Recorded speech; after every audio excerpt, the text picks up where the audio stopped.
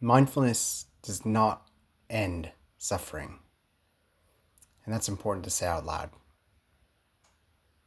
There's a common misunderstanding about mindfulness that if you practice it long enough, suffering should stop.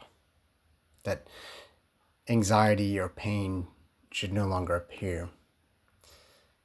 That has not been my experience. Mindfulness does not mean you will not suffer. You can still experience psychological suffering. You can still experience physical pain. You can still struggle emotionally. What mindfulness changes is not whether suffering appears, but how aware you are of it and how you relate to suffering when it does appear. Now, it's also important to be accurate about where mindfulness comes from. Buddha did teach that the cessation of suffering is possible, but he did not teach mindfulness as a standalone solution. He taught an eightfold path, 8 interconnected aspects of practice and life, and mindfulness is only one of those 8.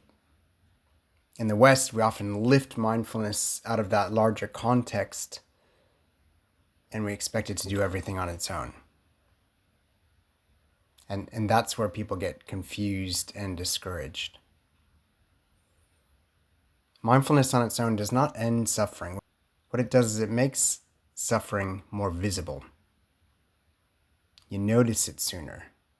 You feel it more clearly. And that can be confronting. But when you allow yourself to experience what is here, rather than trying to push it away or suppress it, something important happens. In my experience, suffering still comes, but it doesn't last as long.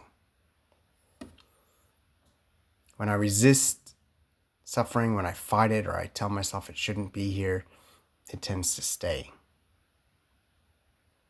When I allow it to be felt without trying to fix it, it moves more quickly. Not because I made it go away, but because I stopped feeding it. And this is where compassion becomes essential. Mindfulness without compassion can become harsh.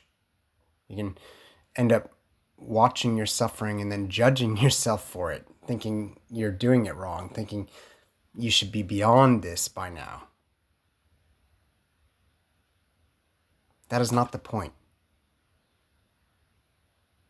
Mindfulness needs to be paired with compassion for others, and just importantly, compassion for yourself. So when suffering is here, the question is not, why is this happening?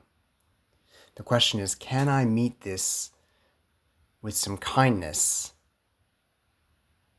for myself instead of judgment? Can I let myself be human in this moment?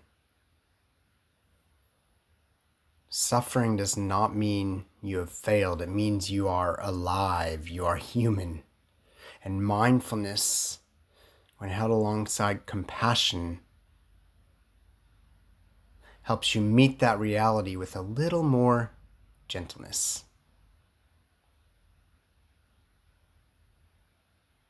If this reframing resonates with you and if you want a space where awareness and compassion are held together, check the link in my bio for my secular sanctuary, a free place to get together and explore these ideas with me or with me and others. It's now again.